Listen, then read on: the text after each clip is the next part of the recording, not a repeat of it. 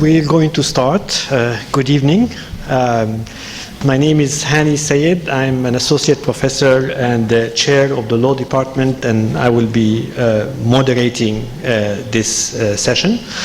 And I would like to welcome you all to the 52nd Tahrir Dialogue organized by the School of Global Affairs and Public Policy here at the American University in Cairo. We have a very exciting panel today, and I am very certain that actually we're going to have a lot of exciting discussions. But before I introduce our panelists, I would like to start by making a short intervention as a fifth panelist. In order to situate the subject matter of this panel and to highlight a little bit some of the key policy challenges that are at stake. So for some time now, at least since 2008, we have been following the unfolding of a financial crisis, a global financial crisis, and then later we started following the Greek financial crisis and the way it has unraveled until the referendum in the summer and then the subsequent Greek capitulation.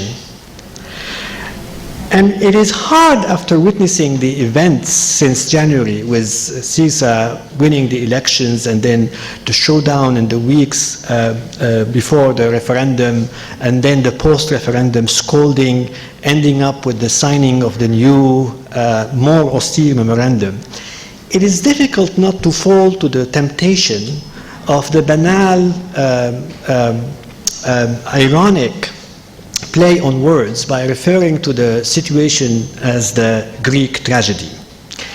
But in many ways, and depending of course on what are your sympathies, the way the Greek situation has unfolded does have the narrative structure of a tragedy.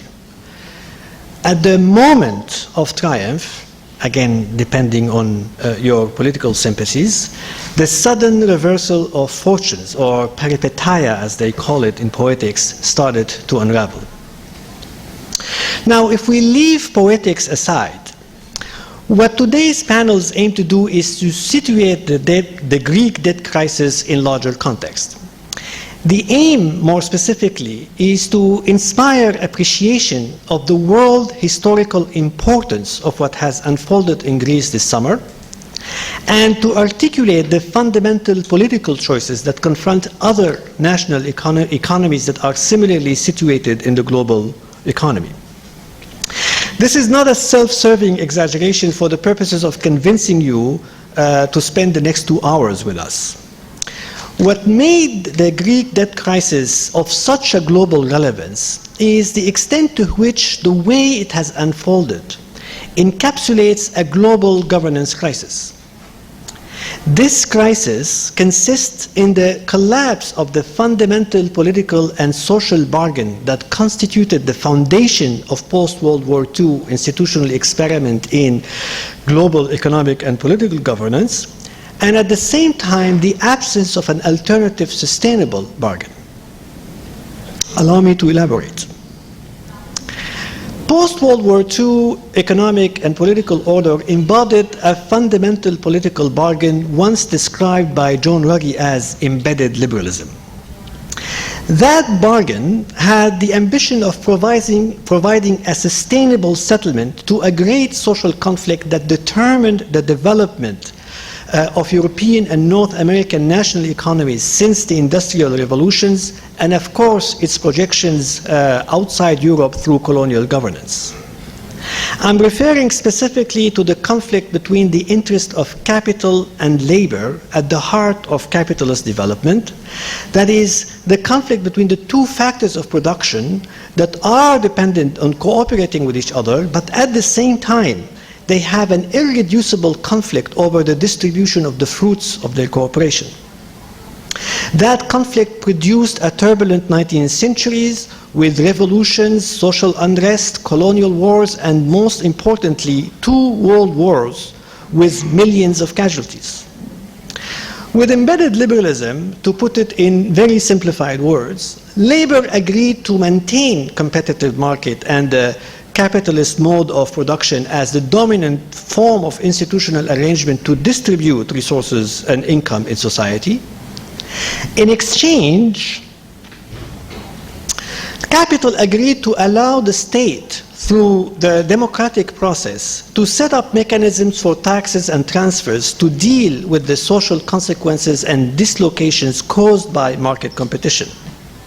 This is what we call the welfare state, or l'État-providence. This is the welfare state of the Beveridge Report in 1948, or of T.H. Marshall's idea of the social rights of citizenship. The post-World War II international economic order provided, as a matter of fact, the institutional framework to enable national sovereign in their territory to maintain this bargain domestically. The international then had the purpose of supporting the welfare state domestically in the First World, but also to support the developmentalist state in the Third World. Thus, for instance, the regime of trade GATT was a regime to liberalize trade, but also it was a regime of allowing countries to take protectionist measures under certain conditions. Similarly, the World Bank was set up to provide governments with low-interest loans to continue investing in the national economies and to indirectly maintaining their ability to pursue social agendas. The IMF was set up as a depository of reserve funds to keep state expenditure in check, but also to intervene in times of balance of payments crisis. But everybody assumes that the state has to play that social function.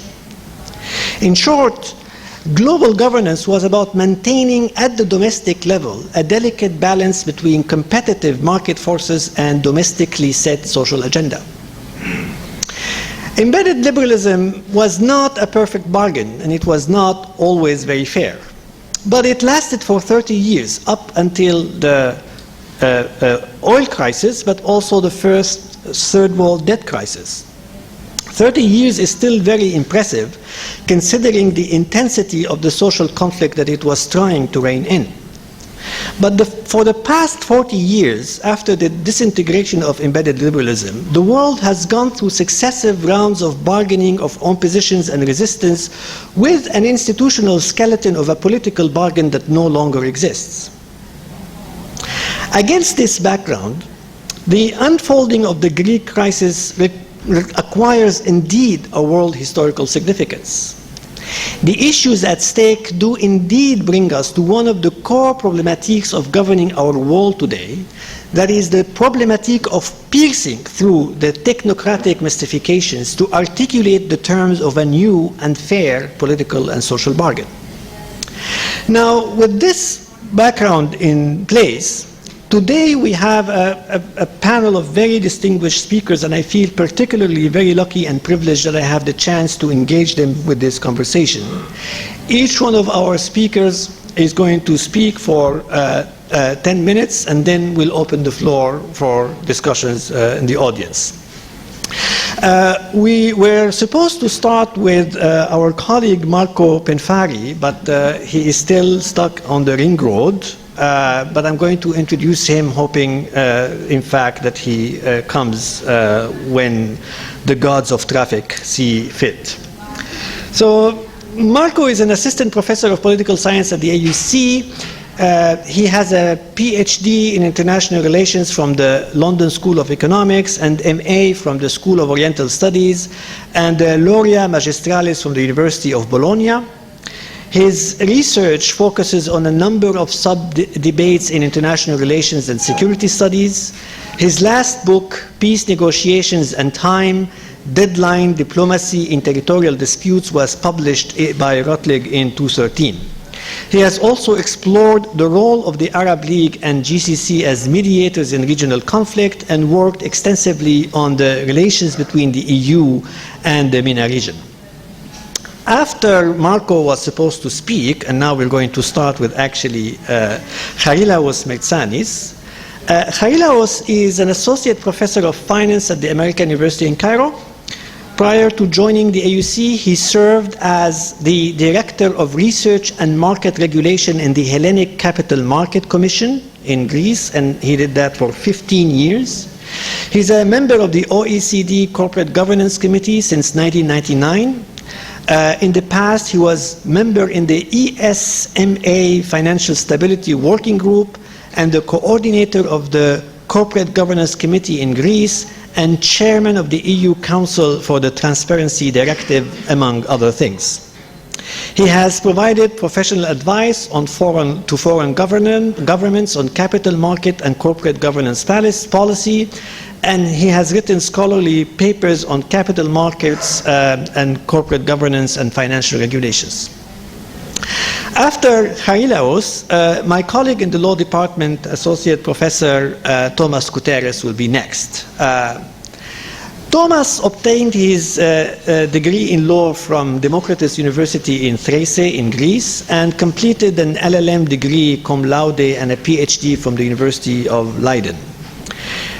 He is a leader in our academic field of international law. He was a founding member of the very distinguished European Society of International Law.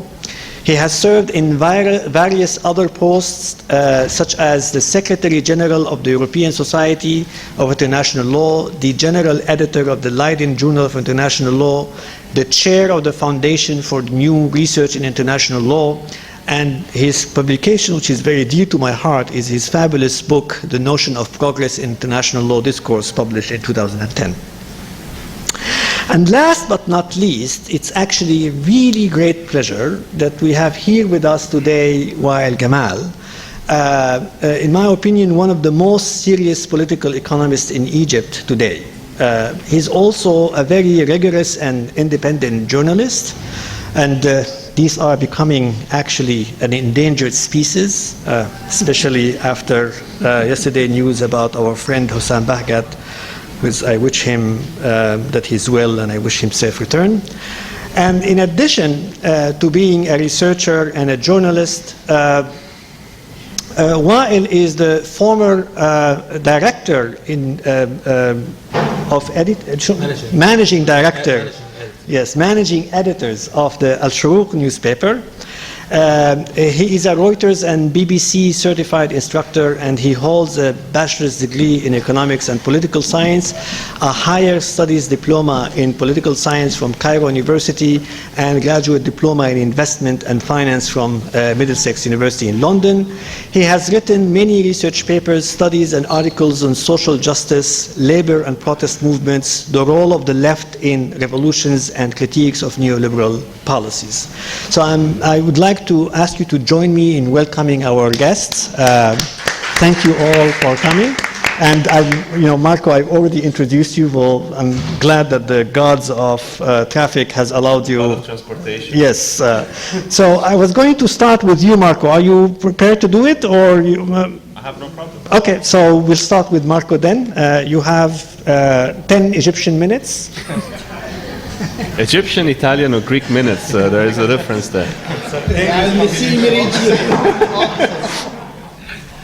Okay, thank you very much. Again, I apologize for coming a bit late, spent my last hour or so on the ring road.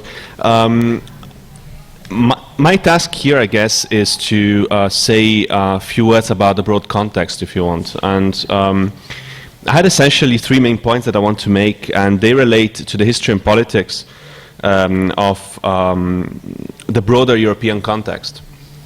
After that, about the economics, and then after that, perhaps a theme that I'm dealing in my own work, which is the extent to which the EU is effective at crisis management, which is, I think, a theme that comes from different angles that is relevant to a number of debates. First, to locate I think the Greek crisis, but not just that. I think the broader crisis that we witnessed in the European Union since 2008, myself being Italian, again, we saw a good part of it, even on the other side of the Adriatic Sea, if you want. It's important to think a bit about the nature of the European project. We shouldn't forget, first of all, that the European project has been historically about using economics as a way to manage political disputes.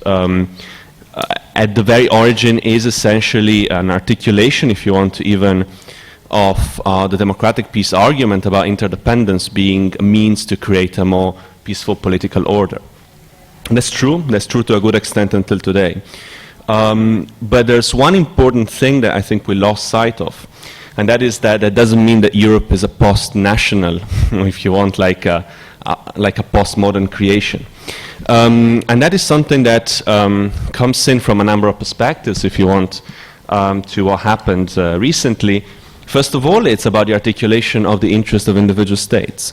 The European Union is very much a collection of individual interests of member states that play themselves, play out the way it works best to some extent for their domestic constituencies. But then there's more, if you want. First of all, in terms of friendships, there are some countries that get along with each other better in the European context.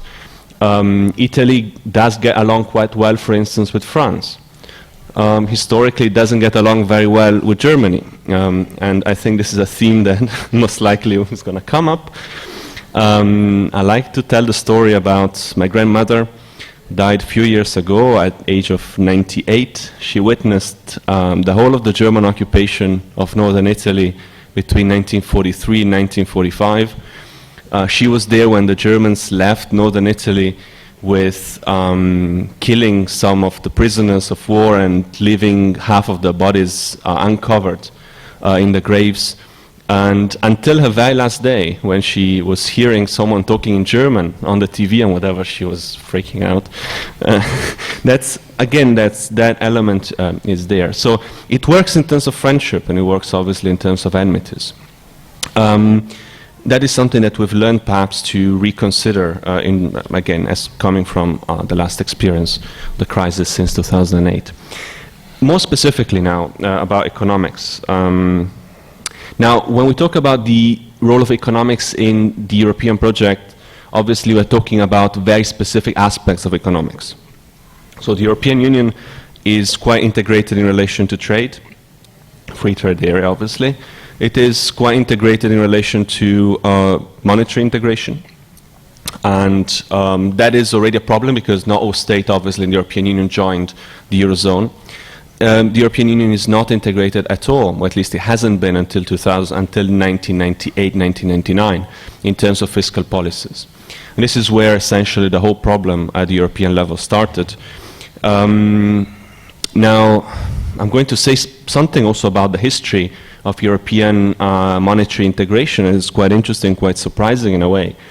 But the moment in which the euro was created as a common currency, there was a big problem there because obviously when you start having the same currency and you don't have the same fiscal policy, so you don't actually spend taxes the same way, and you don't have the same types of public spending, you don't have the same types of pension systems, that might create issues. The European Union managed that through, I think, the big monster that we saw at play in the crisis in Greece, Italy, Ireland, Spain, and to a degree even other countries, which is the so-called Stability and Growth Pact. This is where I think it all started. That is a very technical agreement that was hammered out between 1998 and 1999 in parallel with the end process of the creation of the euro.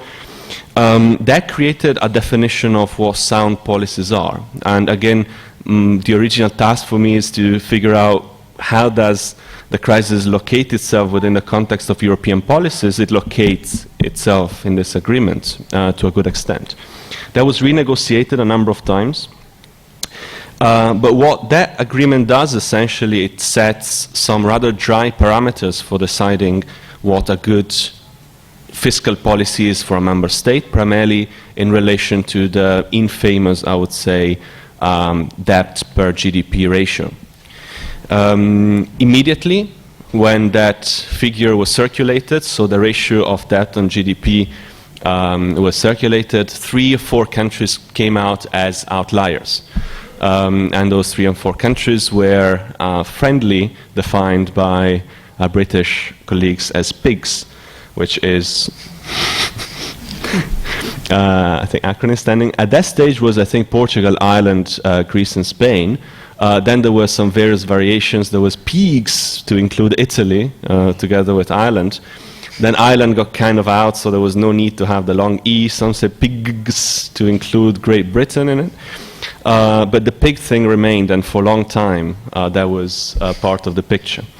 Now, that's not the end of the story, because actually even those parameters were not enough.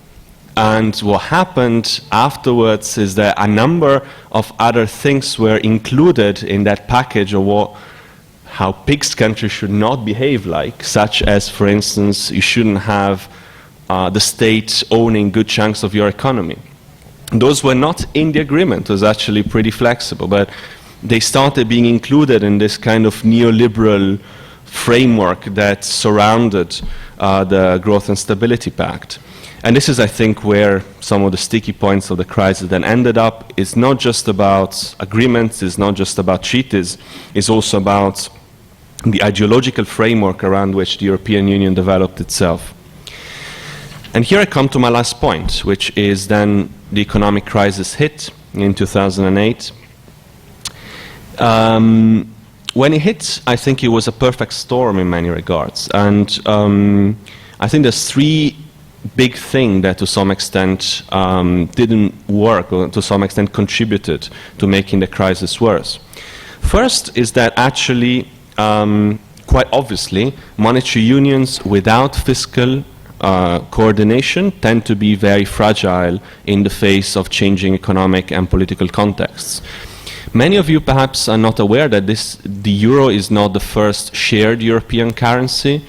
There was something called the Latin Monetary Union, which was a system established by France, Italy, Switzerland, Belgium, and Greece in 1865, on the basis of which these countries agreed on having their currencies, in that case there were still gold and silver coins, having exactly the same amount of gold and silver, so that essentially was a single type of currency circulating in Europe.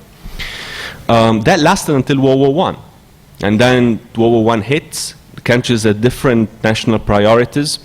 Most countries actually were in trouble. They couldn't mint extra coins to compensate for that. They started minting so-called goods or tokens that would replace the coins that they couldn't mint in silver. That obviously resulted in the system eventually collapsing. So naturally, monetary unions in the context of changing political economic dynamics are weak, and we already have an example in Europe. With 2008, there were two extra points.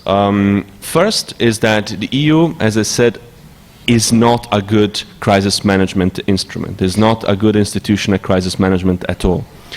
There's a number of reasons. One of it is that it is a very cumbersome institution. If you do a nice meeting now, okay, 28 countries, let's sit 28 people around a table and let's talk about something. I think if you get 28 Italians or Greek around the table, they will never agree on anything. Get 28 Europeans from different nations and traditions, it will be even more difficult. That doesn't apply just to economics, it applies also to politics, conflicts, and the like. In economics, there's a third last problem, which is that the measures that were suggested, which were those measures as part of the neoliberal context that were perhaps suggested or aired in the first place, were impinging on the social, to some extent, texture of countries that had already been severely hit in the social textures by the crisis itself. So, for instance, reforming pension funds, great, but those are countries in which you already have high unemployment, unemployed youth relies on their parents. So that's not the right thing to do, obviously, if you want a country. So those measures might have made sense in some contexts, but again, in the context of a crisis, they were making things worse. And I will stop here. I think if my job was to set the context, that's where I think my colleague will probably pick up. Thank you so much, Marco. This is perfect. Charilaos, please. Yes. The floor is yours. Thank you very much. We can hear you. Yes. I would like to thank very much Professor Hani Said for this very important, for organizing this important event and for your invitation, Hani, for me to speak here to you today. What I'm about to say essentially will focus on the economic financial aspect of the euro crisis, and I will point out some of the internal inconsistencies of the euro design, euro construction, and I will highlight that these inconsistencies have been the root cause of having the modern euro problem. However, as I will also point out, is what has been extremely important is the role of politics in Europe. I will follow a little bit more technical presentation, and for those of you that may like to get a little bit more of hands-on-the-job experience in this particular issue. And I will conclude saying that the current design of the European Union cannot guarantee, as things stand today, its prolongation and the successful continuation of the so-called European idea. Much of what I'm about to say shares a lot of common issues with those that Marco has just pointed about. And I will start from the issue of the common currency areas. The European Monetary Union is a common currency area. A common currency area concern has been along the history of finance and economics for many years. And there have been many occasions in history in which countries decided to get together and form a common currency union. And in fact, the GCC countries here were contemplating such an idea to be concluded by 2010, but this idea has been scrapped from what I know so far, and for good reasons. So over the years, there has been substantial interest in what are the factors that really lead countries to join a common currency union and what are the factors that lead them to get out of them. Because in the case of Europe, and particularly Greece, the situation seemed to have reached an extreme case. However, in the past and in another currency unions, there have been a lot of voluntary exiting from small member countries from those unions in Latin America, in Central America, and in Asia. Now, the question is, what has happened with the European Monetary Union? And this is a particular point of reference because this union is a special case. And it is a special case because no theory whatsoever can be adequate in explaining why it was formed and why countries joined it or why countries were almost forced to get out of it. And as we shall see, that the key issue here is politics. The European Monetary Union is special in the sense that it was formed much more on the basis of a political agenda rather than an economic one. And the reason for that was that the French wanted very much to have the union going and establish the euro because the French wanted to minimize the rising power of Germany, particularly after the unification. On the other hand of the coin, the Germans really also wanted to move on with the Union because they realized that was the only way for the rest of the Europeans to accept the unification and therefore entertain the fear of a new united Germany that would be very powerful. And as you can understand, when politics are the decisive reasons for forming an institution, that means that the institution probably may run inefficiency in its everyday function. And that is exactly what has happened. What we have seen, and here I echo some of the points that Marco has made, that the European Union, as it was constructed, has been suffering 2-3 fundamental design flaws. The first important design flaw is that they established a common central bank for all member states of the Union without establishing a common fiscal authority, a common treasury, a common minister of finance. Now, what this has meant in strictly economic terms was the following, that when you have an area where there is a single monetary policy with a single monetary interest rate and a single monetary exchange rate, and you have about 14 different members of the union that have different fiscal policies, different mixes of taxing and spending, you can understand that intuitively can create coordination problems. And these coordination problems become very clear when one takes into consideration that all these member states of the union are at different levels of development, they have different levels of competitiveness, and therefore they are associated with different inflation rates.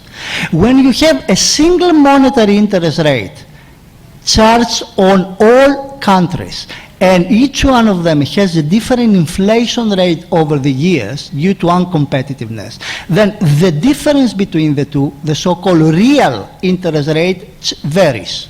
So you can understand when the nominal interest rate by the central bank is here and the inflation rate varies among different countries, the difference, the real rate varies as well, which means the cost of capital varies, which means that different countries have to respond to different incentives. And exactly that's what happened. So countries like Greece, like Portugal, like Spain, that had very high inflation rates, that meant that the real interest rate was very low. When the real interest rate was very low, all these countries had the incentive to borrow a lot, because the cost of borrowing was much, much less than it was before joining the Union. Now, in addition to that, these countries had to suffer from long uncompetitiveness for many years. So when they joined the Union and they could not really vary the exchange rate to adjust their economies, what could they really do? They had to face a deteriorating export performance. And that was happening because they were all of them part in the same family, in which Germany and other major countries were much more competitive than they were. Therefore, Germany was exporting very easily in those countries, and those countries were importing mainly because they were able very much to borrow. So essentially, over the years, and particularly after the Euro decade, what happened, we have seen a lot of imbalances, trade imbalances within the European Union.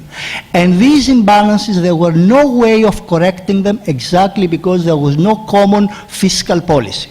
Indeed, the European Union does have a common budget, but this budget is only 1% of the European GDP, really nothing, and by law has to be balanced every year. So it cannot really perform the role of a tool that alleviate this coordination problem that was incentivized, that was internally incentivized within the Union as it was set up. And that is the root cause of the problem.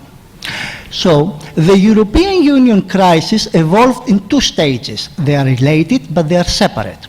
The first one resulted from the fact that the collapse of the Lehman Brothers in America led a wave of shocks throughout the world, including the European Union. So all European countries, but most importantly the less competitive ones, because they had borrowed very much, they found themselves unwilling to refinance those debts because the markets were not willing to lend them any more money. And why is that? Because, and here I come to the second important flaw of the European Union design, is that the European Central Bank from the very beginning of its inception was really special bank. It was given independence on the one hand, and we shall see that in a debate. But on the other hand, the tools that the bank was having in its disposal to intervene in the markets were very short. The Bank of England and the US Federal Reserve were much more powerful, and they had many more tools in intervening in the market. So really, before the crisis, the European Central Bank could not do really much. So after the collapse of the Lehman Brothers, because all high countries were accumulating debts, they found those debts unsustainable. And this was the first wave of the crisis that really led to a big shock. Now, in a second wave of the crisis, it was realized at that time by about 2009, 2010, that in particularly Greece, was having an unsustainable public deficit. A little bit because they were fabricating the accounts, and a little bit because they were receiving overwhelming, possibly credit ratings. That was one of the major problems. However, that was not really the core problem of the situation. The core problem of the situation was the overall imbalance within the Union. And I pause for the moment to say this. Imagine a country that you are a politician. You have a country which has a history of low competitiveness and not very much of fiscal prudence. So if you are a politician and you want to secure growth, incomes, jobs, what can you do? You can rely on private sector investment, but it's not coming. Is it coming in Egypt? It's not. You can rely in export performance, but that's not coming. It's not coming because you cannot compete easily with Germany. Can Egypt compete easily with other countries? So what is left? The only thing really left was to borrow. So the governments kept borrowing, and they found it possible to borrow within the European Union subject to the mechanism that I have described before. So you might say very well, yes, if these governments were prudent and careful, and they were really more mindful about the consequences, they would not have borrowed. But on the other hand, the incentive to borrow was there. You have very low real interest rate, exactly because you joined the Union.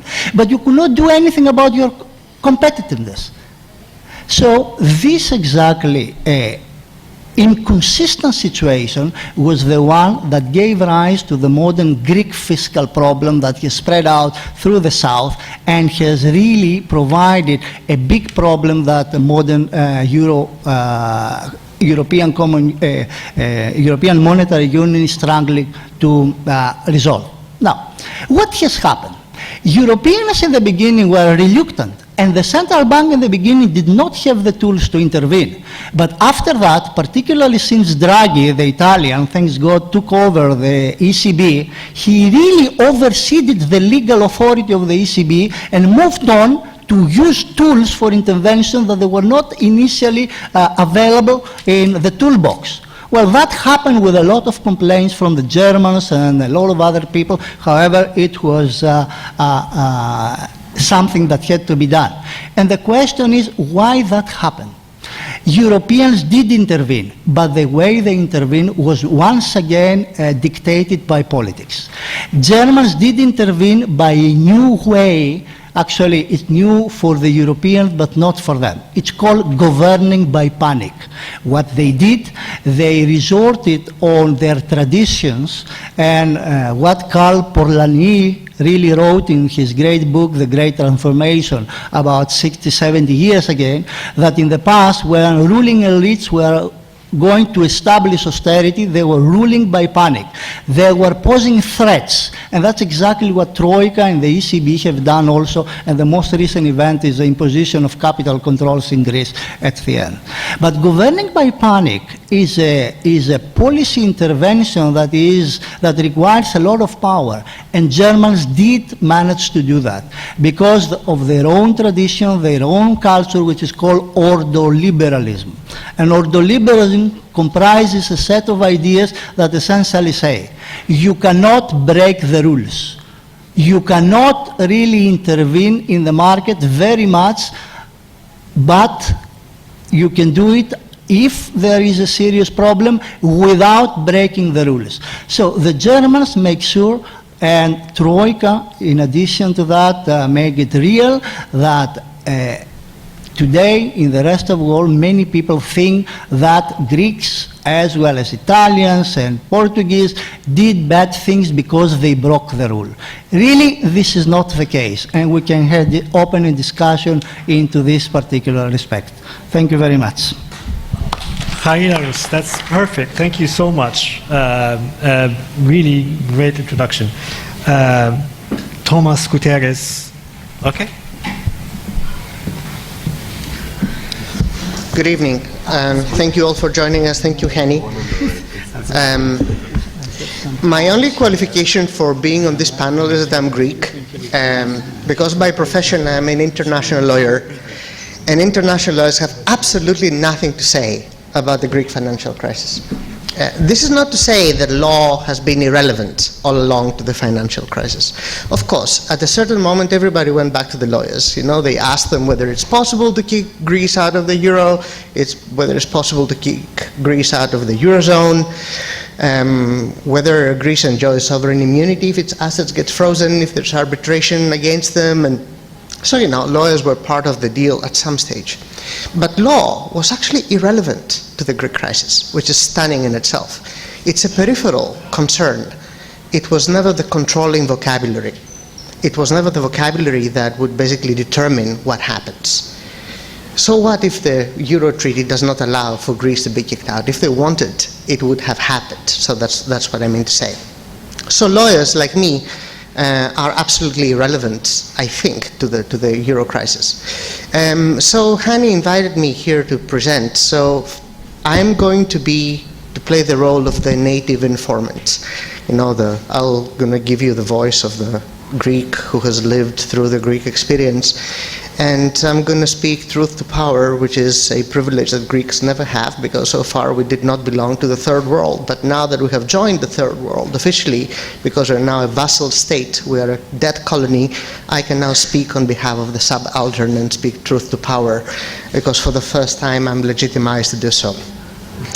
So very few people would disagree with the comment that actually democracy has suffered a rollback in Greece since the beginning of the debt crisis. My friends in the Open Society Foundation in Budapest, who like this term, will describe the democratic rollback as a situation of withdrawal or regress or declension from a standard of democracy that is desirable to a standard of democracy that's undesirable with regard to the functioning of the legislative, the executive, and the judiciary in the country. Before I speak to you about this democracy rollback in times of crisis, if I would be allowed to make two comments with regard to the two operative terms here, rollback and crisis. First, with regard to rollback, I would like to say three things. The first one is that I think that it is too soon to attribute the democratic rollback in Greece to the financial crisis. Surely the crisis had something to do with it. But I think that the rollback of democracy, as they describe it, might be a little more overdetermined, and there may be other factors that have led to this rollback other than the crisis, which is how the debate is framed in Greece. The second is that the rollback in democracy is usually attributed to factors external to democracy. Is the bad authoritarian governments, is totalitarian governments. It is not democratic governments themselves that are usually responsible for the rollback. Well, I can tell you that in the case of the Greek crisis, it was not just a democratically elected Greek government. It was a democratically elected Greek government of the left that had democracy on its banner printed with big letters. And the EU, the champion of democracy. We all knew that 20 years ago the future was Europe, and we all knew it, right? That was the example of democracy. And it was democratic elected Greek government and the EU that has led to the abrogation of a lot of democratic standards in the country. The third thing I would say about the rollback is that all democratic constitutions, in fact, have exceptions to democracy. Let me read to you Article 120 of the Greek Constitution. It says, observance of the Constitution is entrusted to the patriotism of the Greeks, who shall have the right and the duty to resist by all possible means against those who abolish the Constitution. Democracy cannot exist without exceptionalism to democracy. So the problem in the case of the democratic rollback in Greece is not the rollback itself, it's the grounds that have been invoked for the rollback and the effects of this rollback. That was a footnote on rollback. Now a footnote on crisis. The term crisis is usually used to describe an observable physical phenomenon, a reality. You know, it's a crisis. It's in front of our eyes. We can all tell that it's a crisis. Allow me here to put the proposition on the table that crisis is not an observable physical phenomenon, that crisis is a vocabulary. Crisis is a way of describing something, a deliberate way of singling out a particular situation and elevate it into something that requires exceptional treatment. In that sense, not only crisis is not an observable physical phenomenon, but a vocabulary, but it's in fact a controlling vocabulary of authority. It's a vocabulary that gives you the power to do stuff that you cannot do otherwise. You're either with us or against us. We remember 9/11, you know, it's a familiar argument what happened in the United States. You're either with us or against us. The idea that you can polarize, dissimulate reality into black and white is a privilege that those who control the vocabulary of crisis and the vocabulary of exception have in their hands. In other words, crisis is not reality, it's about political authority. And I need not remind you what Carl Schmidt has said, the opening sentence in his political theology. Sovereign is he who decides on the exception. And if that is our standard, I can tell you that Greece is no longer a sovereign state, because Greece can no longer define the exception. Now let me tell you what's happening in Greece as a native informant. And let me use the traditional legislative, adjudicative, and executive powers to tell you what's going on. The legislative authority, Parliament, the memoranda, the agreements with our creditors, some of them are 10,000 pages long. They were voted in Greek Parliament with absolute majority, 151 votes, in a discussion that lasted 3 hours. Many Greek MPs have never read any single page of the memorandum that they have signed. Why didn't they read it in their own words? Because it was pointless. We had no choice. The controlling vocabulary was crisis. You either sign or you perish. You will be ousted, you will be ostracized, you will lose your sovereignty, the Turks will come and take your daughters. We will not protect you. The parliament does not function in Greece anymore. The executive, there are 35-year-old men and women representing the IMF and the World Bank and the EU who sit in ministries right now, in every ministry in Greece, and they're telling the ministers what to do. They're governing by email via Brussels and Washington. There is no democratic authorization for any of these people. Speaking of the executive, do you know that part of the memorandum with Troika was that the man who falsifies statistical numbers and figures would be given immunity by the Greek government so that he is not prosecuted for providing justification for the fact that Greece entered the Memorandum of Understanding? Do you know that according to the new agreement with the Troika, the Secretary of the Treasury in Greece does no longer report to the Greek Minister of Finance but reports directly to Brussels? There is no executive authority over the country. Judiciary, Conseil d'Etat, your Maglis equivalent, decisions which declared measures of the parliament as unconstitutional have been set aside by the government. Why? Because we're in a time of crisis, and there can be no otherwise. Because we have no money, but because the priorities are elsewhere. The controlling vocabulary of the crisis is not law, is crisis itself. 2 more minutes. So, international law. I'm an international law. What does international law have to say about sovereignty? We teach our students, welcome, that in fact a sovereign state needs to fulfill certain elements. They're in the 1933 Montevideo Convention, you know? And one of them is the ability to conduct international relations, meaning that you are sovereign and independent from other states. But in fact, international law, even though it's very articulate about how you can become a state, it says nothing about how you lose your statehood. In other words, once a state, always a state. It's the Hotel California principle, you know, that you can check out anytime you like, but you can never leave. So once you have met the criteria of statehood, you're always a state. So Somalia is still a state, and Greece is still a state. But the analytical categories of international law do not capture entities that have lost their sovereignty. or elements of their sovereignty like Greece today. Now, I would like therefore to propose the term debt colony as a neologism to describe the Greek existence.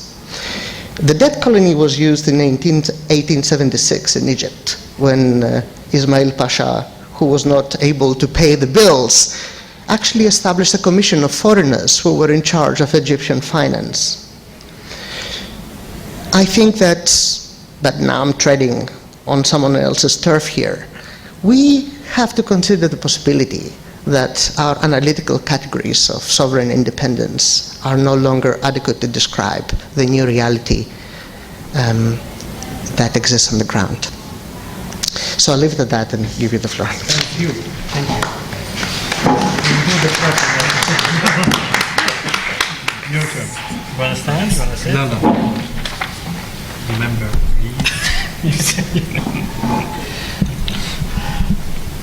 it's very difficult to speak about Greece with the presence of these experts and these great interventions. So I will try to focus on 3 points. The first one is on the certain moment in the life of the neoliberal projects we are in worldwide, and how it affected what happened in Greece and would affect what's going on in Egypt. The second thing is the question of alternative. Was there an alternative in Greece to what happened, and why it failed? Because of course, especially in Egypt, I'm not sure, I'm a leftist, so all leftists here and elsewhere were cheering and celebrating the win of Syriza. We knew that it's very difficult, but we couldn't help it to be very happy about it, and we hoped, and I think many people hoped all over the world that they would introduce something different and new that will inspire people to go in a different direction from what's happening now. So it is important to figure out if there was even the general outline of something different, really different from the neoliberal projects we're living through. And the third thing is trying to get out if there are any lessons for Egypt to learn from what happened there.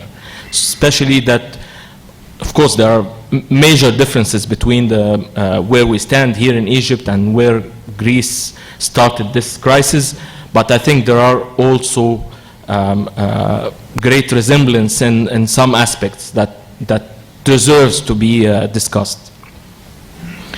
I think Marco referred to the neoliberal element in the formation of the EU. Of course, when you, one of the conditions of continuing as a member of the EU is the threshold of budget deficit, for example. This means this is one of the main components of the neoliberal projects, focusing on balancing monetary economics as a way of getting everything settled for the markets to work and function. And with the crisis in 2007 and 2008, the hypocrisy of this paradigm was revealed, because even in the US, it was not only that markets would not function in the right way all the time, but also that it needed great assistance from the government, from central bank. The fact that there is a central bank in the first place and that it has to go and deal with problems. In fact, this is against the paradigm, the neoliberal paradigm that says that leave everything to the market and the market will solve all the problems. But they nationalized banks and big companies. They pumped trillions of dollars to finance failing companies against all the ideology of the market.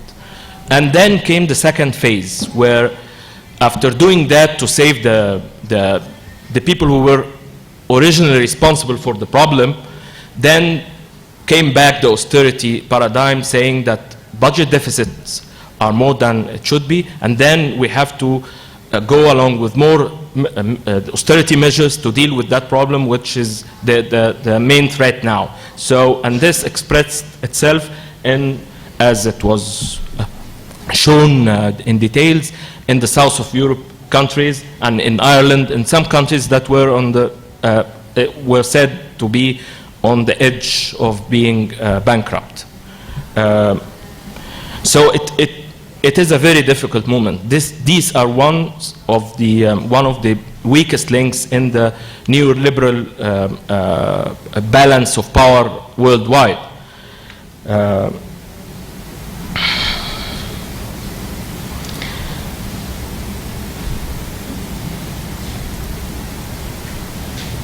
In dealing with Greece, we had heard a lot of interpretations of what happened, starting from Greeks are lazy and they borrowed more than they can afford. Of course, the blame went to governments, corrupt governments, populist governments that borrowed to bribe the people, the voters, and that kind of thing. Greeks are not productive enough.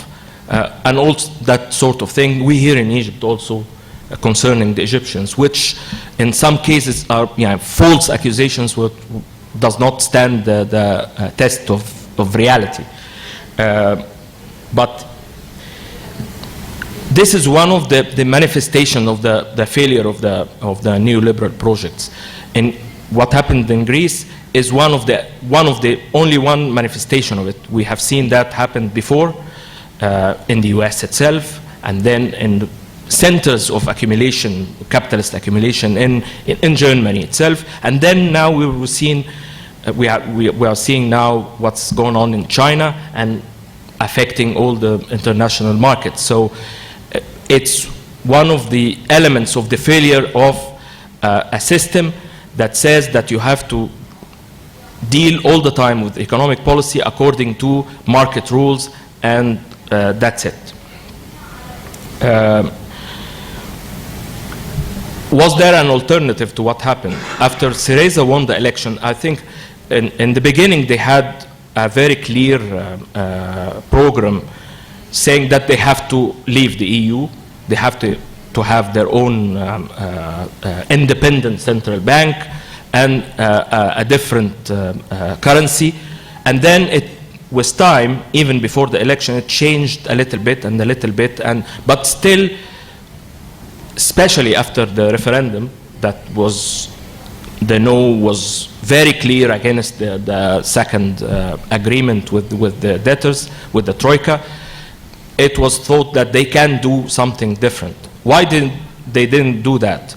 First of all, it's the most difficult situation that someone who's revolutionary or a radical can find himself in, is ruling and having the decision being responsible for the taking decisions, while the balance of forces is not in favor of his existence. It's not enough, as was demonstrated, that people went to and voted for the Syriza and even supported their approach to the negotiation. It was not enough. If you don't deal with the real centers of power in the economy and in politics, you cannot enforce what you think you should do.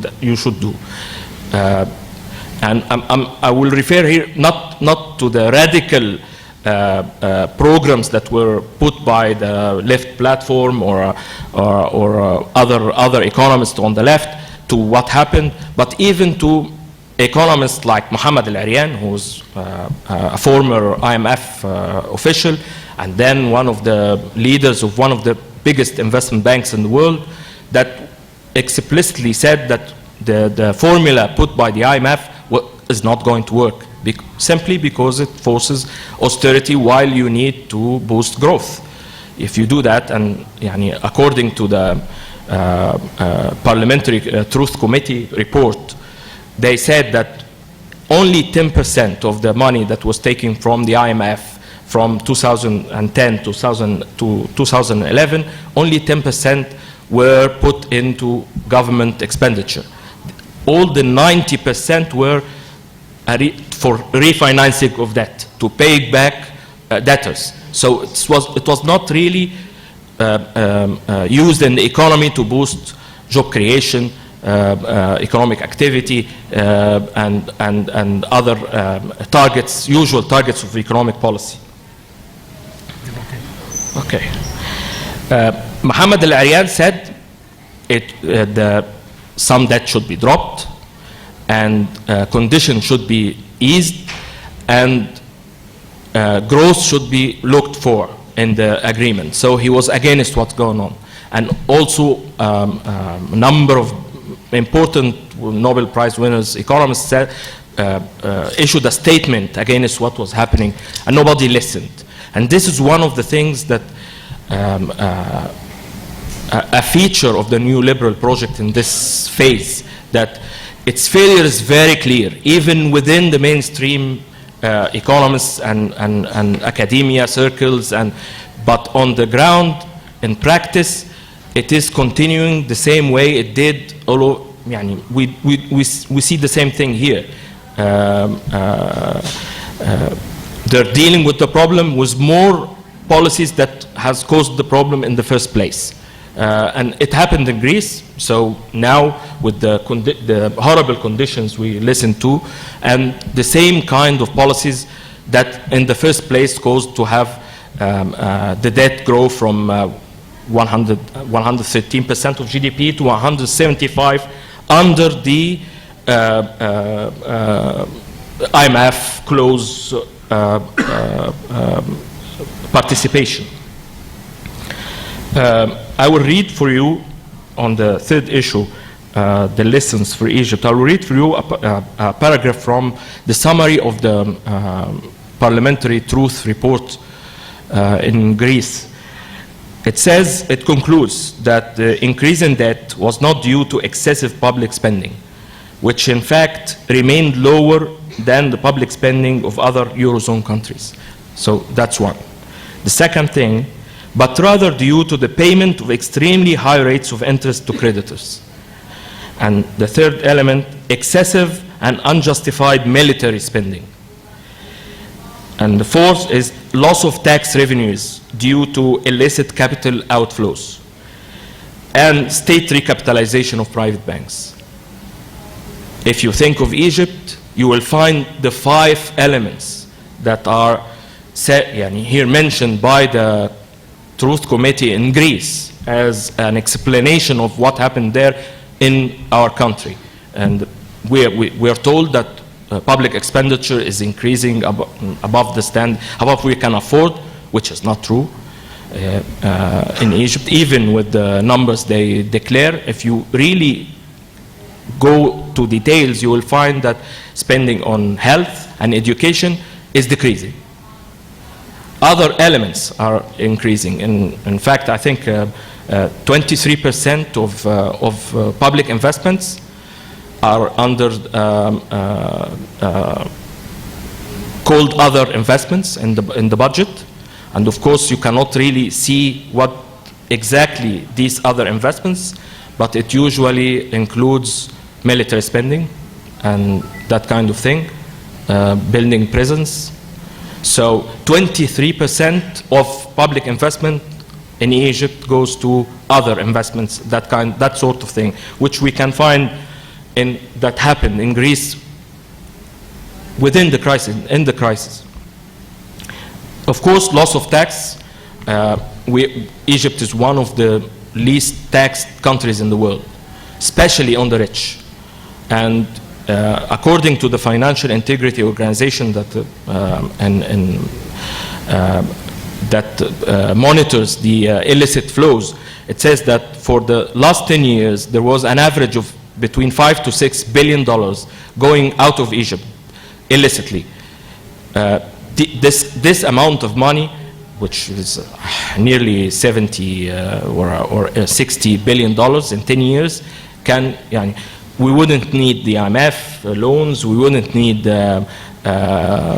these kind of deposits from Gulf states if we only stopped the money, illicit money coming out of the country. Here, we're not referring to capital outflows, the legal capital outflows, which were huge amounts just the months after the January Revolution, the central bank said that I think 10 to 11 billion dollars went out of the country under the illegal capital outflows. So these amounts of money are substantial. The role of the international financial institutions, maybe it's not as clear as what happens now to Greece, but of course, in every single aspect, we know things, the World Bank, the IMF, and now the European Bank is there. And is there in monitoring and specifying what kind of problems we have and having a say in what kind of policy we should do in Egypt, in economic policy we should do in every single aspect, in dealing with the slums, in dealing with the monetary policy, everything. And we know information about the plans of the government from the IMF and the World Bank now, from their reports, before we know it from the official documents of the country. It is very similar, but the similarity comes from the logic of the neoliberal project, focusing on financial and monetary, the size of the international reserves, the currency rate, budget deficit, and ignoring real economy. They don't speak of creating jobs. They don't speak of inequalities and how to deal with it. They don't speak of education and health, which are conditions to anything positive that could happen to the economy in the near and on the long term, in the near future and on the long term. And my last point is on democratic democracy and neoliberalism. Now it's very clear that when we had this opposition movement against the Muslim Brotherhood in Egypt, people used to say on the media and elsewhere that it's not enough to go to the ballot box and put your vote. Democracy is more than this. And of course this was against the Muslim Brotherhood and themselves. But this didn't mean that we're targeting something that is yani, we need something more deep than that to express the real interests of the people, which is not really reflected on the liberal voting model of the Western world that is really in crisis now, because it doesn't really represent the interests of the people. It represents only the interest of the 1% in US and elsewhere, the richest people, especially on the issues that are related to their daily life. And so the problem of Greece, the economic problems of Egypt are in fact political problems that raises the issue of democracy and the future of the voting, the liberal voting model of the democracy. Thank you very much. Thank you all. I would like to join me in, thanking our wonderful panels and discussions. I have to say that I'm really grateful. You all, just excited so many lights in my brain. I'm very so the floor is open for questions. Please go ahead. Yeah. I'm going to take a couple of questions and then let the panel respond, and then we'll go back until we're sleepy and tired, which may take forever. Okay, I agree that there's a democracy. Could you introduce yourself? Yeah, I'm Susan. I'm a PhD candidate in Faculty of Political Science at Cairo University. So I agree that there's like a global democratic recession or regression. But like Mr. Wael, you made it look like it's the fault of democracy itself. I don't think that it's the fault, like you pointed that the election or the electoral system and the representation method of democracy is to be blamed for what is happening in Egypt. So my question is for you and for Thomas and Marco as well. Like the global democratic regression, is the fault in democracy itself or in the mechanisms of democracy? And if so, what is the alternative? Is the alternative to have another Soviet Union that has already proven to be like not effective? Do we have to readdress democracy as like a governance system? Or what should we do as like new democracies and new countries? Thank you very much. Any more questions? Yes, please go ahead. Please introduce yourself to the microphone. My name is Razin Al-Akli. I'm a graduate student at the Global Affairs program. And I have two questions. First for Mr. Mertzanis. Professor Ashok Hamoudi from the Boston University had a very interesting idea on how to mitigate, if not resolve, the Greek crisis, which is for the Germany to get out of the EU or the Eurozone instead of for the Greece, because his argument is that Germany quitting from the EU would actually boost the competitiveness of the rest of the European countries, because the value of euro would drop immediately, and Germany would be better, would probably know how to live with stronger Deutschmark anyway. So would you agree with that proposal? And for Professor Marco, as a response to this crisis, and now we have this refugee crisis, people have been talking about the prospect of the returns of geopolitics in Europe. My question is, will we be seeing like the current European Union in the forthcoming 20 or 30 years to come? So. One more question before we give, please, and introduce yourself. Just here. Ahmed, I'm the master student at the AUC. I'm just want to comment on Wael, something like he was speaking about economics, but I'm afraid that he can be accused for falsing and spreading false information that threat national security. That's one thing. And I'm welcoming Thomas for... He's a judge, so he knows. I'm welcoming Thomas for be a part of the third world with us, and like try to ask about how the Syrian refugees the crisis got affect or gonna affect the Greek crisis, where like a massive amount of Syrians are now going to Greece, which is kind of related with what's going on. Thank you.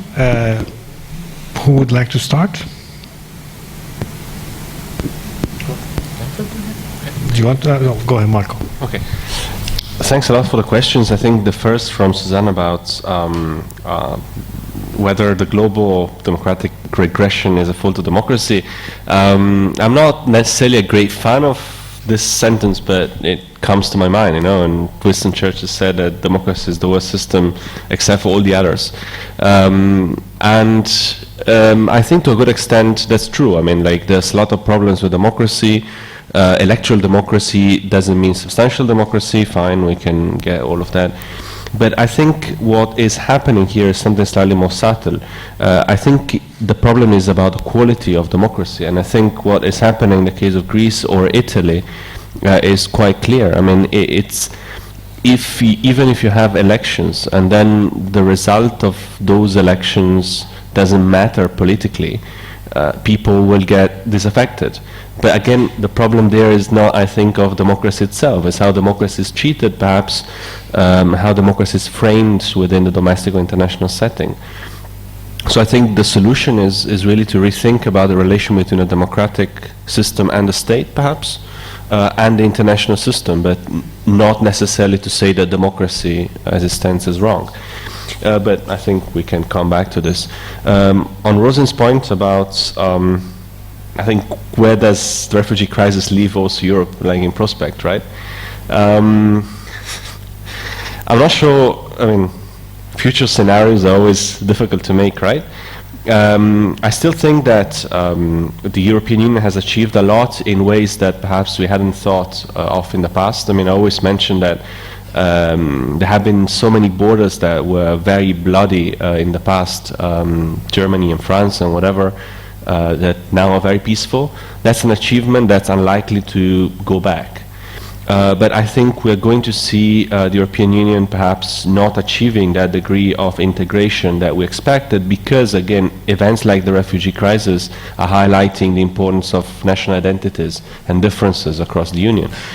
As an Italian, perhaps, I mean, we're quite Euro enthusiasts, so we used to be in the past. Now we're not anymore, and now we have a very strong domestic right-wing xenophobic movement that is saying nonsense about a lot of stuff, from refugees to getting out of the, you know, whatever kind of international system we are part of. That's a consequence of the crisis, and that's where we stand at the moment. Charilaos, we'll go with the same order of the speech. So that, okay. Well, to your question, the response is quite straightforward. As things stand, many people have talked about the possibility of Germany exiting the euro, but that was very wishful thinking. Germans would never really like such a thing, because if that happened and if they get out of the euro, the new Deutsche Mark will appreciate that high that they will lose all the competitive advantage they have in trade and all the exports. They would never really consider that. Just wishful thinking for many people. Now, regarding what is going to happen to the European Union, three conclusions have been very clear out of this crisis. Number one, if Europe is to go on, Europe needs to establish a new European treasurer, a new European common fiscal policy that through European tax spending would counterbalance all the other trade imbalances that the system incentivizes. Second, the ECB needs to be encouraged to acquire more powers, particularly to be able to issue bonds and issue a Eurobond. So far, the Federal Reserve Bank in the US and the Bank of England can issue bonds. The ECB cannot. If you want to issue bonds in Europe, you have to rely on the individual member states, not as a area as a whole. That is a major improvement that needs to be done. And third, you cannot have all member states be left alone with respect to setting their own wage rates. They have to establish in Europe a common labor policy, not a common wage rate, but a common labor policy that regulates advantages and improvements in productivity between different countries so as to balance against these three areas. So, common fiscal policy, more expanded ECB authority, and a common, if I can put that, labor policy. And one final comment on democracy a little bit. Please do not forget that Europe has not been democratic in its inception, in its function, and most importantly, in the policy response. In all these cases, Europe has responded positively, of course, but in directions that were dictated much more by special interests. Thank you. And we can come back to that.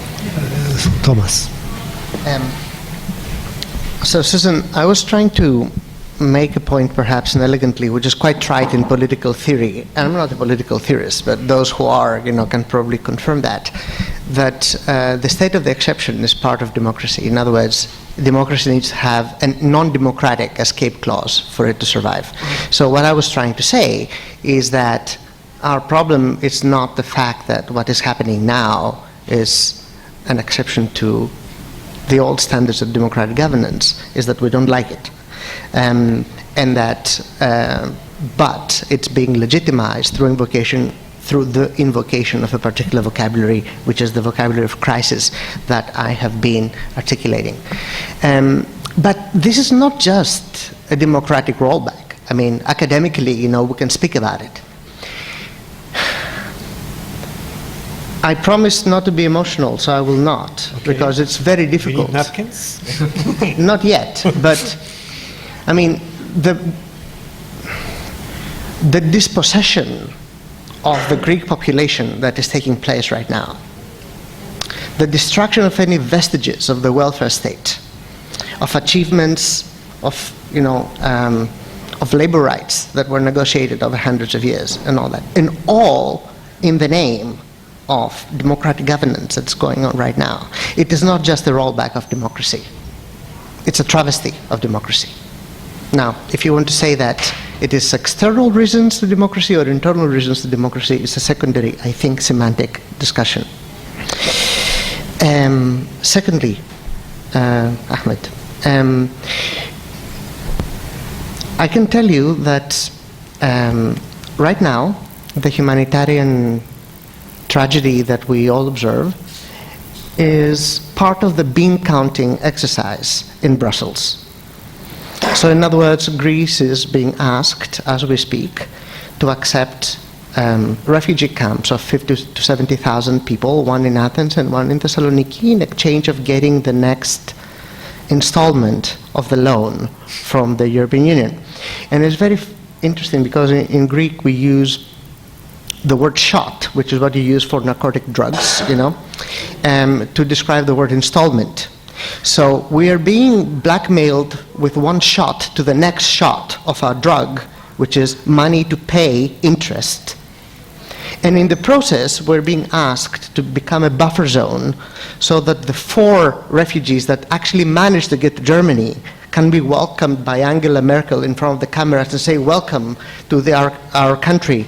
We welcome you with open arms, all 4 of you. Because all the remaining, 2 million were stopped in Greece, in Macedonia, in the former Yugoslavia, Macedonia, in Serbia, in Hungary, and where have you. So it has become instrumentalized, tragically, in part of the European political game. Otherwise, of course, it affects Greece. I mean, a country that's unable to pay its own bills and feed its own people, suddenly now we have to cater for people who are dispossessed. But it has brought out the best of the Greek islanders. You go to Lesbos right now. They're bakers who are giving the bread for free to the, all these beautiful stories that you see, So which way does it affect, and whether it's a good thing or a bad thing, it will be very difficult to tell. But what I want to say is that it has been instrumentalized. It has been brought on the negotiating table in a very, perhaps predictable, realpolitik type of way. Thank you. Wael. Of course, I didn't mean that when I say there is a problem with the economic and democratic model we have in its most advanced forms, that we should go back to something like the Soviet Union, totalitarian regime, or to the Middle Ages. It means that we should go further into something more advanced than this, because it doesn't work. Structurally, it doesn't work now, because it doesn't really reflect the interests of the people in society.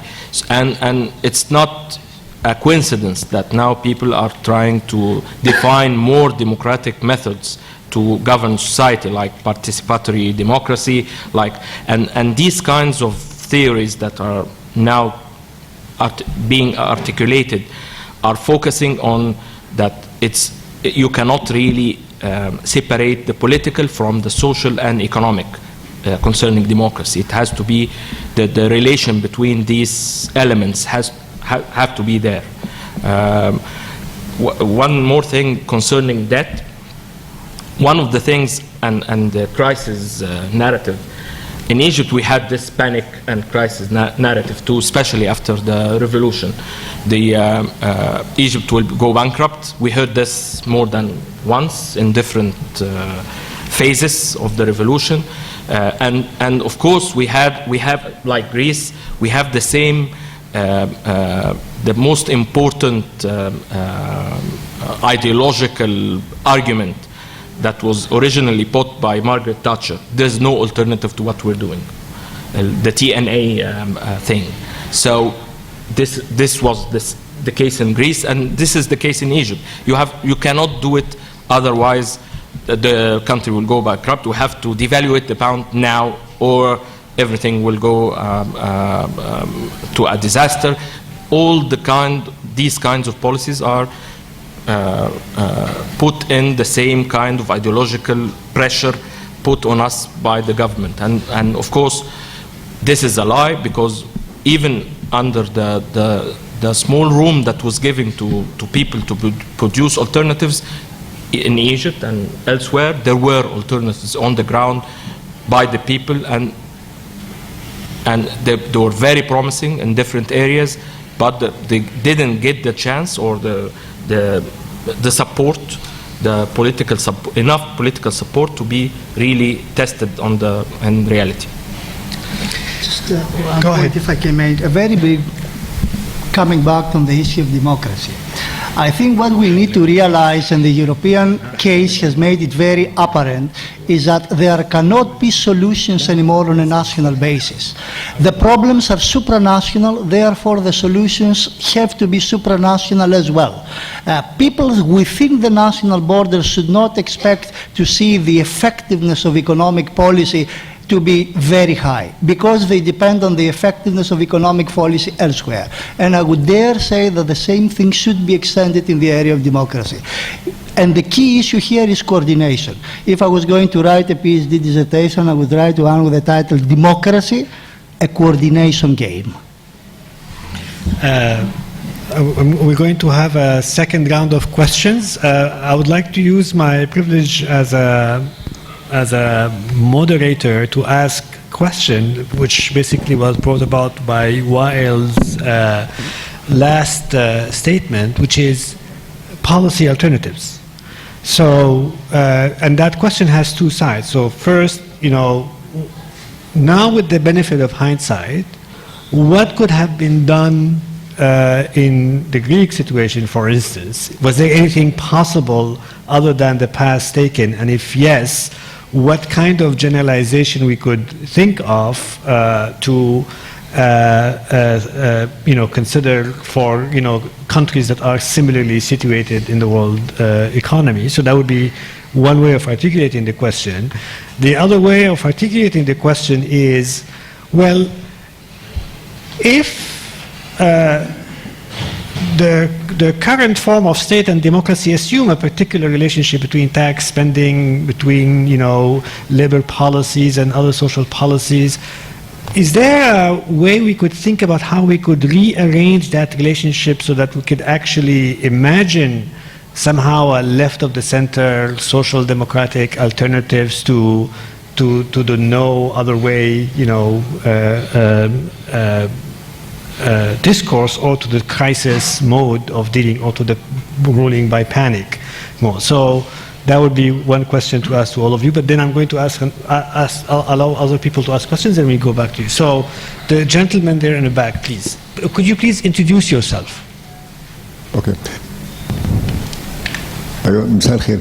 Could I speak in Arabic, please? Yes, of course. There is a...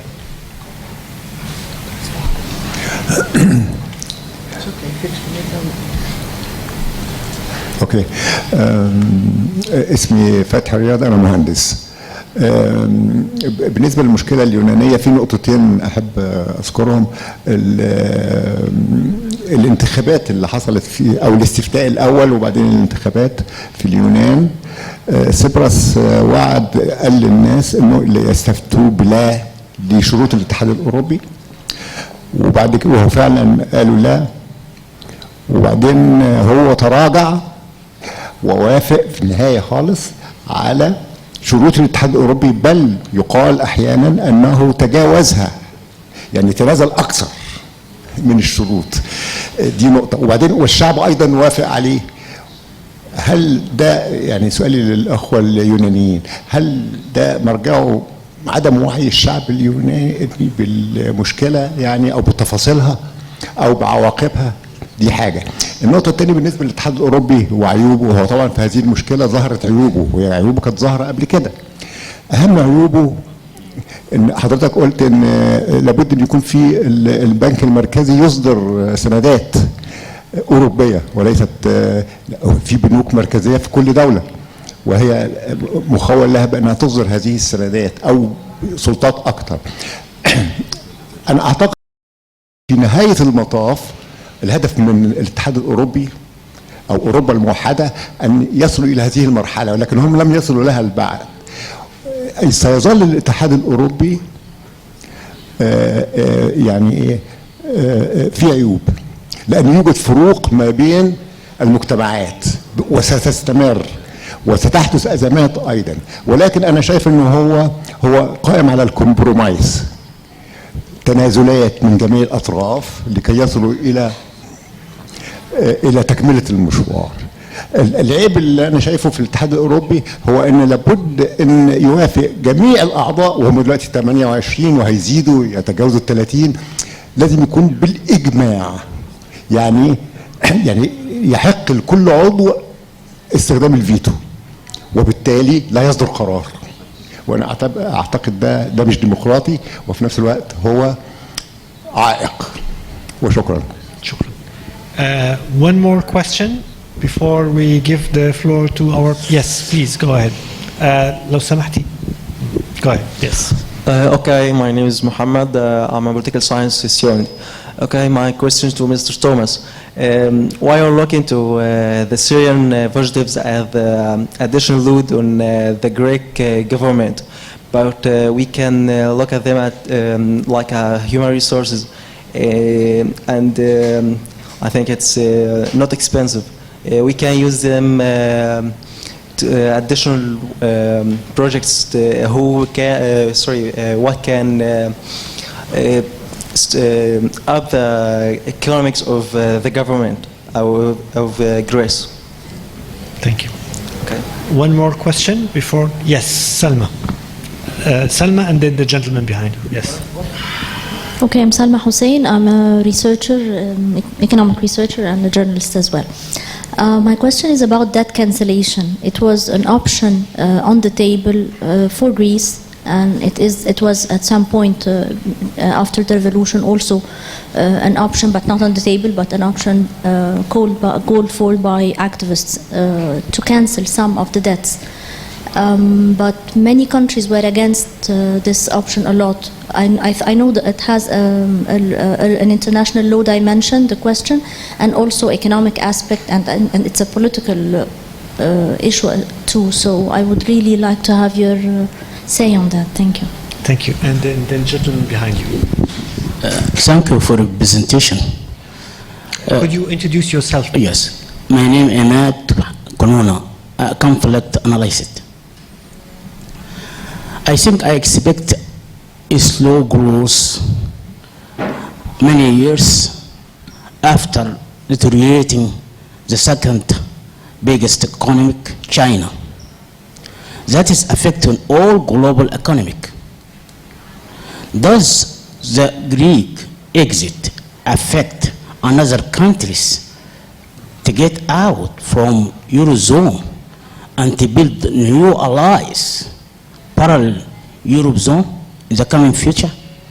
And I think that after all the care of the nation and the media, we hear about the crisis of Greece. Now Greece have a power to build new allies. That's true. And thank you. Thank you. So we'll go through the same order. Marco, Charilaos.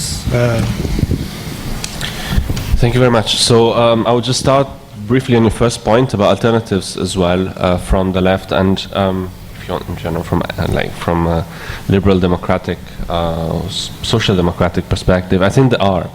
And I'm referring here to what is happening in Italy, for instance. There's at the moment the big news that has been introduced to change a bit the political system in the country is to remove taxation on housing.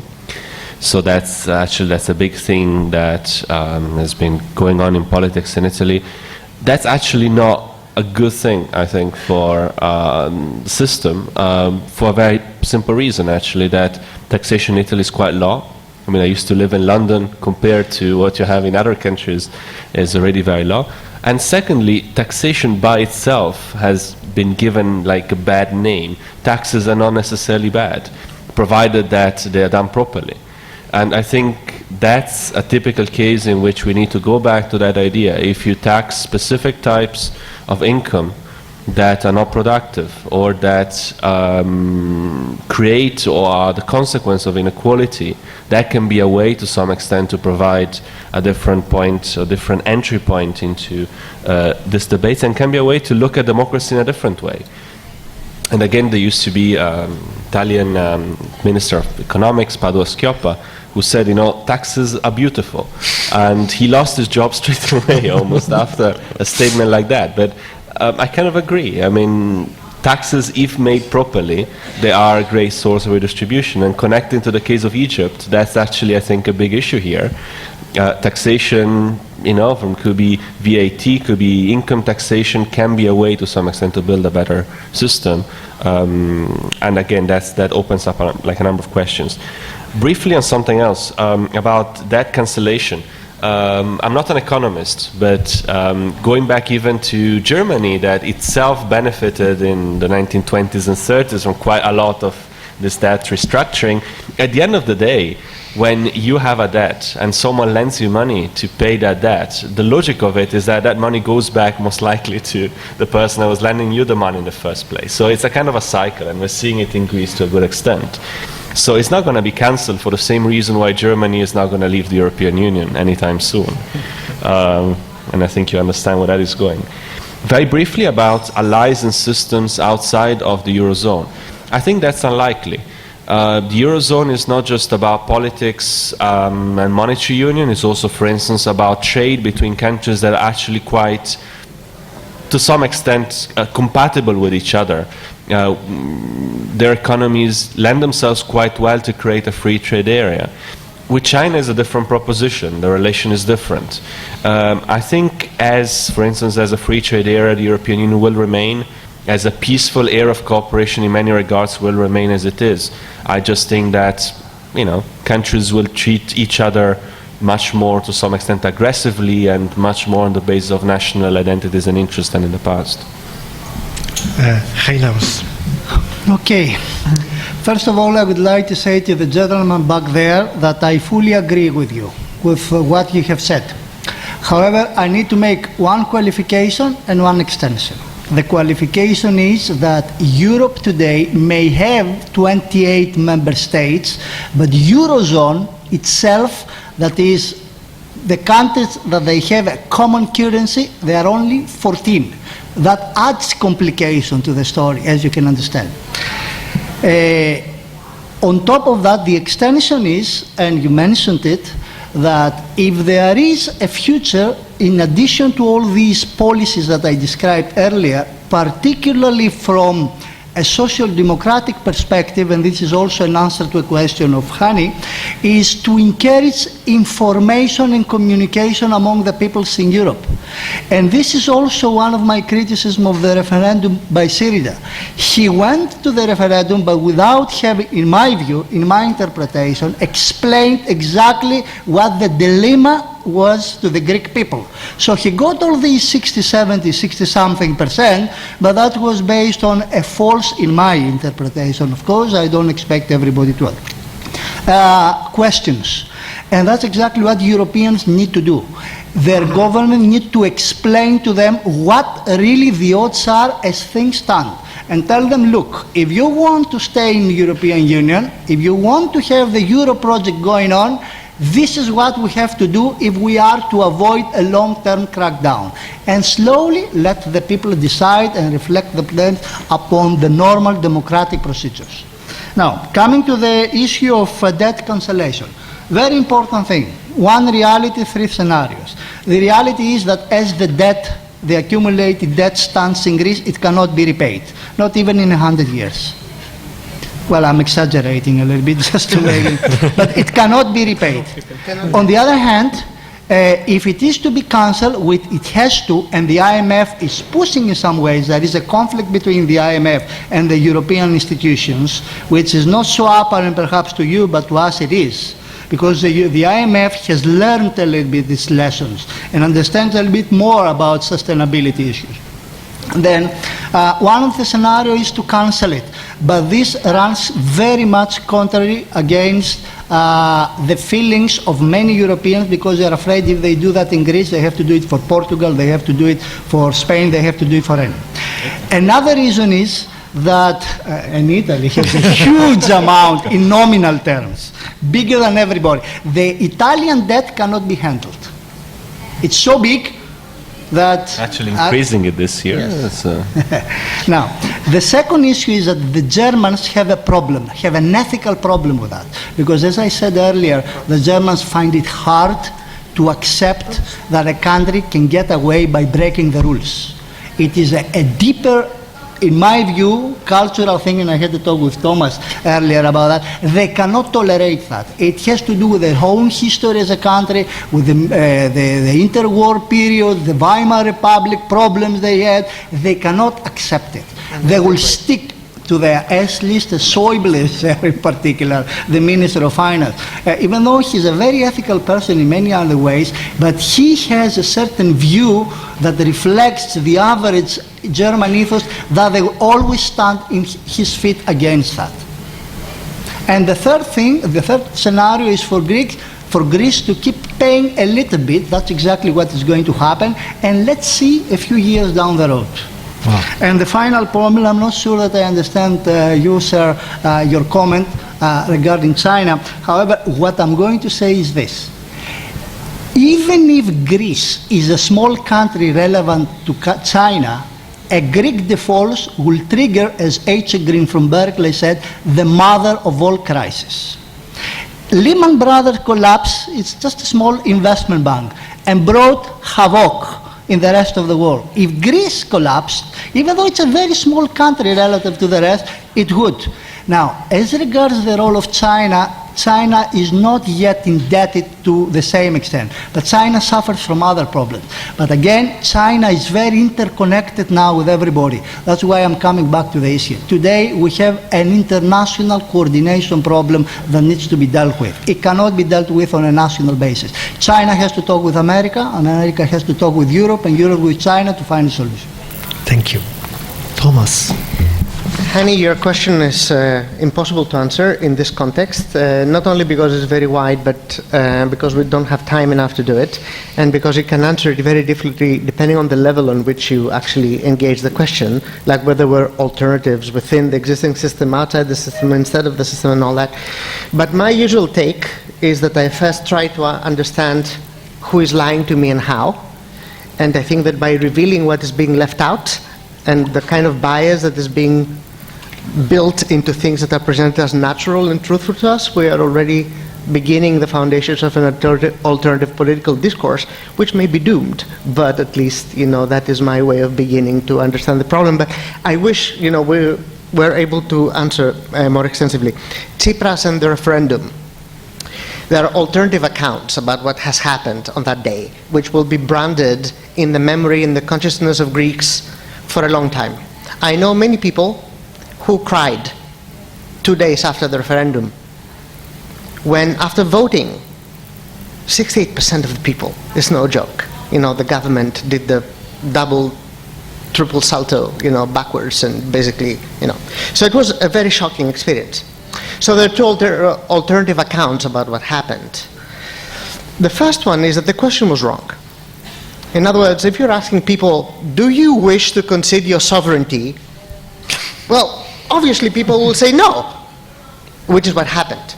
But if you're being asked, do you want to take the risk of leaving the Eurozone and running the danger of actually being overpowered by every single neighboring country with their geopolitical interest, people would say no, we want to stay in the Eurozone. So the question was framed in a way that, given the reflections and the cultural setup of the Greek people, the answer would have been no to the referendum. And there comes a question as to why the government did it, because the question was not about whether we want to leave the Eurozone or not, which would have been the honest question. Because if you wanted to stay in the Eurozone, it was clear what you would have to do. They have been saying this 10 years ago, not now. And Syriza knew this since January when they were elected, even before January, that they were talking to Wolfgang Schäuble. And Wolfgang Schäuble and the German, model, and I will disagree with Harry that the problem is that they cannot understand, they cannot tolerate breaking the rules. Of course they can. They break the rules all the time. But they have played with stereotypes which are very popular with a particular type of cultural setup. The laziness is one of them. Another one is that, if you take debts, there's something particularly problematic about you. People who take debts are problematic people in the Protestant logic. So it was stereotypes like that have been operating there. But okay, the refugee issue and human resources, that's quite a cynical way of looking at it, and I refuse to enter that logic.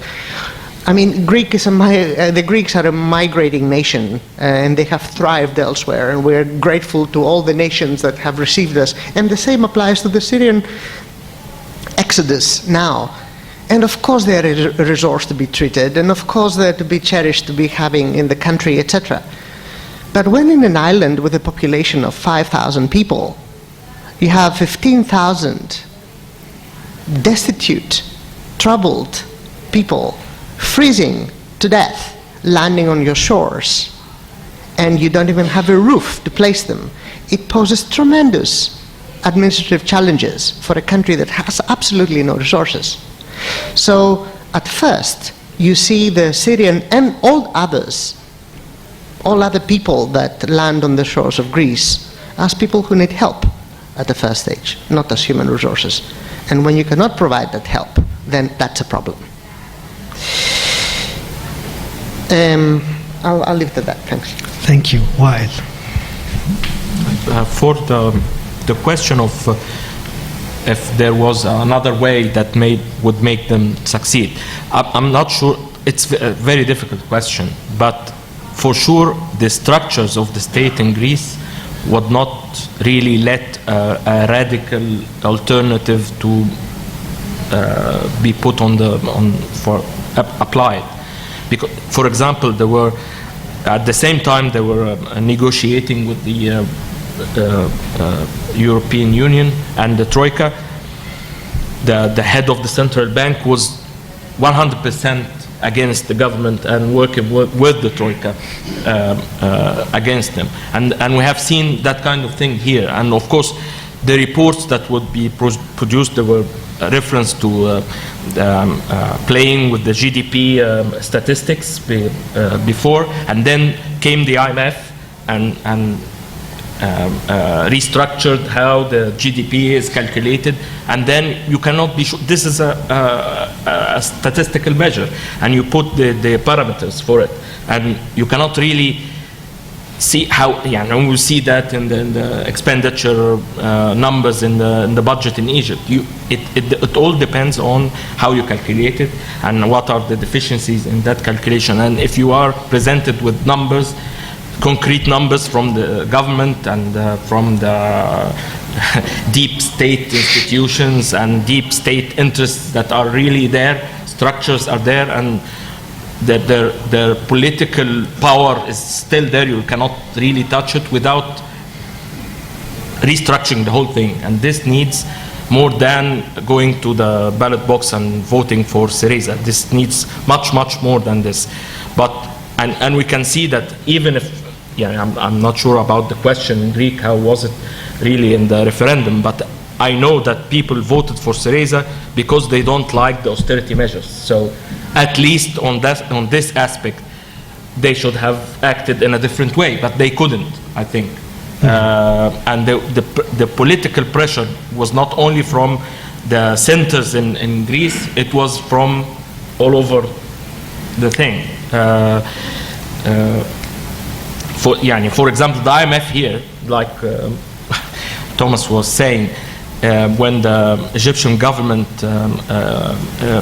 froze the tax on capital gains in the stock market, the IMF objected to that because maybe they have more experience that this cannot really be sustainable, that you attack all the time the poor by the indirect taxation, and then you give room for a very small fracture of tax.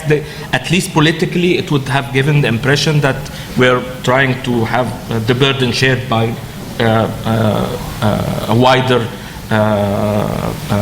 segment of society. Wow. So it's already more than 2 hours since we started. would like you to join me in giving a big thank you to our panelists. This was an exciting, thank you so much, all of you. And thank you all, and please stay tuned for future Tahrir dialogue. Good night.